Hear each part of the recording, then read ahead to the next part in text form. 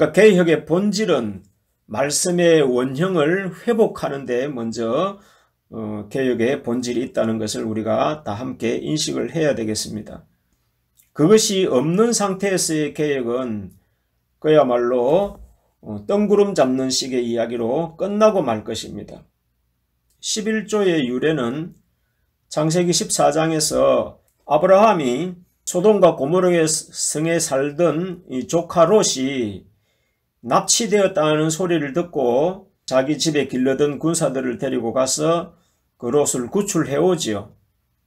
그 구출해 오는 과정에서 멜기세덱이라는 제사장을 만나가지고 빼앗아오던 그 전리품의 10분의 1을 드린 데에서 이제 11조가 유래가 된 거죠. 그리고 그 이후에 이제 500년이라는 세월이 흘러서 이제 모세를 통해서 이제 율법을 세우게 되면서 이제 11조라는 제도가 명문화가 된 그런 입장이 된 겁니다. 애굽에 종살이를 하던 시절을 이제 청산하고 가나안 땅에서 이제 자유인으로서 자기 땅에서 자신이 직접 농사를 짓고 목축을 하면서 자기 재산을 키워갈 수 있는 그런 희망이 생기게 된 그러한 시점인 거죠. 그러한 때에 12지파 중에서 한 지파를 선택해서 레위 지파죠. 하나님만을 섬기게 하라고 그 레위 지파에게는 아무런 유업을 주지 않고 땅을 주지 않고 11지파에게만 땅을 나누어 주고는 그 11지파가 내는 11조를 가지고 레위 지파를 생활을 하도록 그렇게 제도적으로 이제 만들어 준 데에서 이제 11조의 용도를 명확하게 하고 있는 겁니다. 그 나타난 것만 생각하기 때문에 자꾸 11조를 물질적인 차원에서 이야기하고 또 뭐 어떤 목사님의 생활비 뒷받침을 해줘야 된다 하면 그런 입장으로만 이야기하고 있지만 이제 깊이 들어가 보면 그게 전부가 아니라는 것을 우리가 알 수가 있을 것입니다. 신약 시대를 여신 예수님께서도 11조에 대한 언급을 하셨거든요.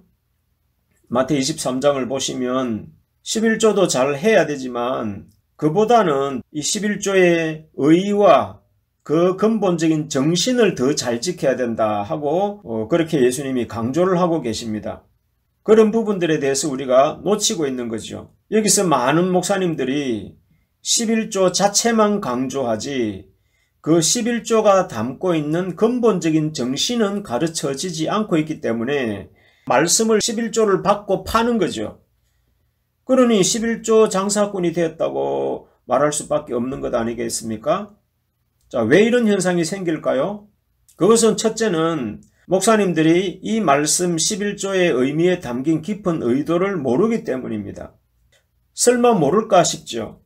우리 평신도 여러분들은 목사님들이 신학교에 가서 7년 동안 신학을 해서 나오기 때문에 말씀을 다 이해할 거다고 생각을 하는 그런 착각을 합니다. 그런데 제가 신학교를 다녀봤지 않습니까? 다녀보니까 진짜 궁금한 것은 신학교에서 답이 없습니다. 겉으로 나타난 것만 가르치는 걸 가지고 주워 듣고는 그걸 가지고 설교를 하는 거죠. 목사님들이 다 똑같이 하는 거예요.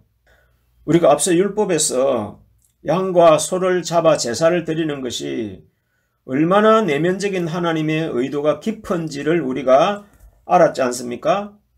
그런 걸 신학교에서 안 가르쳐 준다는 거죠. 그러니까 말씀의 깊이를 모르고 있다는 것이 이걸 여러분들이 아셔야 되는 겁니다. 우리가 천주교에서 종교개혁을 할 때도 뭐 면죄부라든지 이런 것들이 성경 정신이 아니었지 않습니까? 그러나 교계 지도자들이 그렇게 가르치면 그 당시에는 성경을 백성들은 가지고 있지도 않았기 때문에 그런 말이 있는지 없는지도 모르고 그냥 가르치니까 있는가 보다 하고 따라가다가 보니까 그렇게 타락을 해서 또 종교개혁이 일어난 거죠. 지금은 이제 이 11조를 잘못 강조하면은 면죄부의 성격과 다를 바가 없이 되어버리는 거예요. 자, 그 다음에 이제 또 안 되는 이유 두 번째는 11조의 근본 정신을 안다 치더라도 그것을 제대로 가르칠 수가 없는 이유가 있는 겁니다. 왜냐하면 그 이유를 제대로 가르치고 만약에 예를 들어서 11조가 돈의 문제가 아니다는 것을 가르쳐버리면 사람들이 이제 11조 안 해도 되는구나 생각을 하고 11조가 줄어들 거 아닙니까? 바로 가르치겠습니까? 아니면 조금 적게 가르쳐서 11조를 많이 하도록 유도하겠습니까? 여러분들이 목사라면 어떻게 하실 것 같아요? 우리 목사님들이 근본적인 신앙 정신으로 무장되어 있고 진리로 무장되어 있지 않으면은 이런 유혹에서 벗어날 수 없게 되는 현상이 생기는 거예요. 아무리 대형 교회를 가고 작은 교회를 가든 결국은 사람들이 마음속에 이 11조 문제, 돈 문제, 헌금 문제, 나아가서 뭐 건축 헌금이니 돈 문제에 다 걸려가지고 넘어지는 경우들이 너무 많은 거죠. 그러니까 목사님들 입장에서는 어떻겠습니까? 조금 적게 가르치고 헌금 많이 하는 쪽이 나을까요? 바로 가르쳐서 헌금이 줄어드는 것을 유도할까요? 자, 여기서 이제 목사님들의 딜레마가 있는 거예요. 그래서 알아도 못 가르치고 몰라도 못 가르치는 것이 바로 이런 11조 정신이고 그 외에 모든 성경의 가르침들이 다 그렇습니다.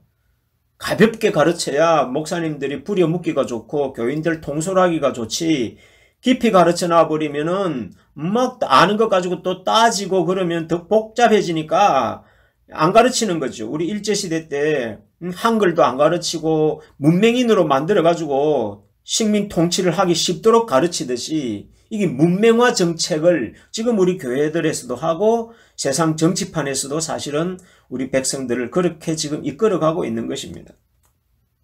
자, 다시 11조 이야기로 돌아옵니다. 왜 11조가 돈이 아닌지, 물질이 아닌지 이제부터 설명을 드리겠습니다. 지난번에 양과 소를 하나님께 드렸던 그 제물들이 단지 짐승의 피와 짐승의 고기 그리고 그 짐승을 태우는 연기 이런 걸 원한 게 아니라는 말씀을 드렸죠. 그것은 하나님의 뜻을 위해서 자신의 생명까지도 아끼지 않고 내던지는 수많은 순교자들에 대한 예표라 그랬고 그것은 또한 우리들에게도 그러한 삶을 살아달라는 그런 삶을 살지 않으면은 하나님께서 상종하지 않을 수도 있다는 메시지를 우리에게 주신 것이라 그렇게 말씀을 드렸습니다. 양과 소를 비유해서 실제로는 순교자의 삶을 요구하는 교육적인 방법이고 예언적인 방법이라는 겁니다. 그건 다 사람을 상징하고 순교자들을 상징화해서 하나님의 백성들을 말하려고 한 거지 소와 양 자체를 말하려고 한 게 아니었다는 것에 대해서 깊이 여러분들이 주목을 하시고 보셔야 된다는 겁니다. 자, 이제 다른 점을 한번 볼까요?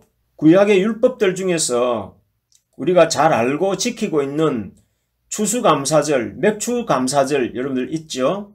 곡식으로 드리는 거예요. 곡식으로 추수를 하고 농사 안 짓는 사람들은 1년 동안 직장생활 잘한 것으로 해서 돈으로 대치해서 1년간 지켜주신 것을 감사하는 절기를 지금 우리 추수감사절, 맥주감사절을 드리고 있는 거죠. 성경시대에든 아니면 고대 사회의 역사이든 간에 이런 추수감사절기는 어느 시대 어느 민족에게든지 다 있는 거죠. 그런데 세상 사람들에게는 그게 추수이고 돈일 수 있지만 하나님께서는 그 율법을 주신 의도가 다른 데 있다는 겁니다. 만약에 그게 다른 거하고 똑같다면 하나님이나 세상이나 뭐가 다를 바가 있겠습니까? 양과 소를 바치라 한 게 양과 소 자체가 아니었지요. 하나님께서는 곡식도 필요하지를 않습니다. 뭘 하나님 드시고 사십니까? 주무시고 사십니까? 뭐 옷을 입고 계십니까? 전혀 포인트가 지금 안 맞는 신앙생활을 오늘날 우리 교회들이 하고 있는 겁니다. 자, 예수님의 가르침에서 힌트를 한번 찾아볼까요? 씨 뿌리는 비유 아시죠? 4가지 밭에 관련된 씨 뿌리는 비유, 그리고 좋은 씨와 가라지 비유, 겨자씨 비유, 이런 비유들이 있지 않습니까? 요건 다 농사에 관련된 비유들이죠. 예수님은 무슨 씨를 뿌리셨겠냐 이거죠. 그건 영적인 씨겠죠. 좋은 씨와 가라지도 좋은 씨를 뿌렸는데 가라지가 더 자랐다. 그래 뽑아버릴까요? 그러니까 저거 뽑다가는 알고까지 다칠까 냅두라는 겁니다. 여러분들 육적인 농사 같으면 잡초를 다 뽑아줘야 되죠. 그런데 예수님은 뽑지 말라는 거예요. 자, 이게 육적인 농사입니까? 영적인 농사입니까? 자, 예수님은 자기 자신을 나는 참 포도나무요 이렇게 말씀하셨죠. 제자들은 그 포도나무의 가지이고 또 열매를 많이 맺어야 된다고 그렇게 말씀하셨죠. 자, 여기서의 모든 비유의 포인트도 양과 소가 사람이었던 것처럼 씨도 열매도 나무도 가지도 다 사람들을 비유한 거지요. 자, 여러분들도 다 농사 짓는 분입니다. 자, 자식 농사 잘 지었습니까? 못 지었습니까? 하나님께 드릴 만한 진품이 있습니까? 자, 이것이 부모 노릇 잘했는지 못했는지를 하나님께서 평가하는 기준이라는 거예요. 자, 주님께서 목사님들에게 물으십니다. 너 농사 잘 지었냐? 못 지었냐? 풍년이냐? 흉년이냐? 올 추수감사절에는 하나님께 내세워 드릴 만한 열매를 맺혔느냐? 안 맺혔느냐? 좋은 포도를 맺혔느냐? 덜 포도를 맺혔느냐? 알곡이 많으냐? 가라지가 많으냐? 주님은 우리 목사님들에게 묻습니다. 그리고 우리 성도님들에게도 똑같이 그렇게 묻습니다. 당신은 알곡입니까? 가라지입니까? 좋은 포도입니까? 덜 포도입니까?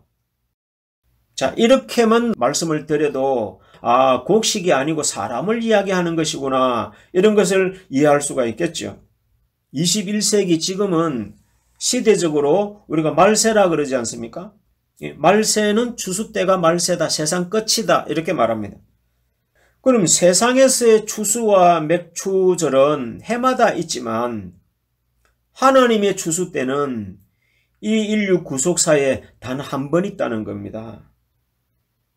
자, 그 한 번의 추수 때에 알곡과 가라지를 가른다면 이건 곡식의 문제겠습니까? 성도들의 문제겠습니까?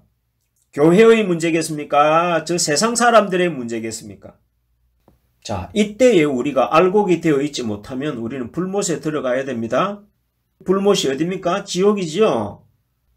하나님께로 가실 수 있도록 사셨습니까? 하나님은 순교자들을 상대하셨기 때문에 얼렁뚱땅 차든지 더없지도 않는 그런 신앙인들은 신앙인으로 치지도 않습니다. 목사님들은 자기 자신뿐만 아니라 자신이 기르는 양떼들에 대한 심판까지도 같이 책임을 져야 됩니다. 하나님께 드릴 만한 양과 소를 많이 길러냈다면 착하고 충성된 종이라는 칭찬을 받겠지만 자기 배만 채우는 그런 도구로 사용한 목자라면 거짓 목자라고 책망을 받겠죠. 가장 잘 익은 첫 열매를 골라서 11조를 드린다면 0.1%도 돈에 대한 포인트가 아닙니다. 이 말씀을 어떻게 이해하느냐에 따라서 교인 여러분, 평신도 여러분들의 신앙 가치관도 달라질 것이고 목회자들도 이 의미를 어떻게 이해하느냐에 따라서 목회 포인트와 가치관이 달라질 것입니다. 하나님의 백성들의 생명이 중요한 겁니다. 그래서 사람이 먼저고 생명이 가장 중요하다는 겁니다.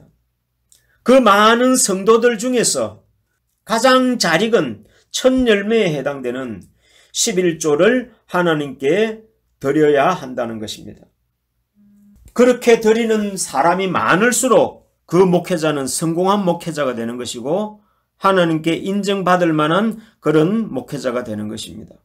우리 온 인류의 11조는 바로 하나님의 제단 아래에서 주의 복음을 위해서 주님만을 위해 목숨까지도 내어놓았던 그 순교자들이 주님께서 온전히 기쁘게 받으시는 인류의 11조가 되고 온 이스라엘의 11조가 되고 온 교회의 11조에 해당되는 분들입니다. 여러분들 자신이 주님께 드려지는 11조이기를 원하십니까? 너무 무섭고 겁이 나는 그런 질문인 겁니다. 그래서 계시록에서는 14만 4천을 사람들 중에서 처음 익은 열매라고 표현하고 있는 거예요. 짐승 새끼들도 첫 열매는 구별해서 하나님께 바치라고 한 게 첫 열매에 대한 하나님의 비중이고 가치다 이 말입니다. 자, 사람에게서의 첫 열매는 장남들이죠. 그래서 히브리서에서는 그 장자들의 그룹을 장자들의 총회라 이렇게 표현한 겁니다. 그럼 첫 열매 그룹이 장자들의 총회가 아닐까요? 여러분들 이런 자리에 들어가고 싶습니까? 안 들어가고 싶습니까?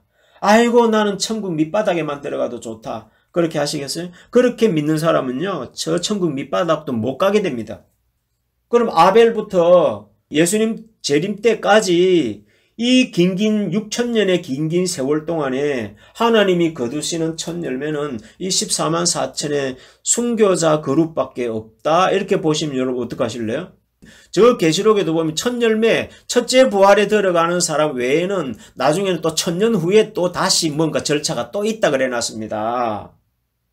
세상에서만 출세하려고 바둥거리지 마시고 하나님 나라에서 출세하는 영원한 상급을 바라시는 우리가 되어야 된단 말이에요. 이 눈을 못 뜨시면 여러분들은 세상 썩어질 것에서 못 헤어나십니다.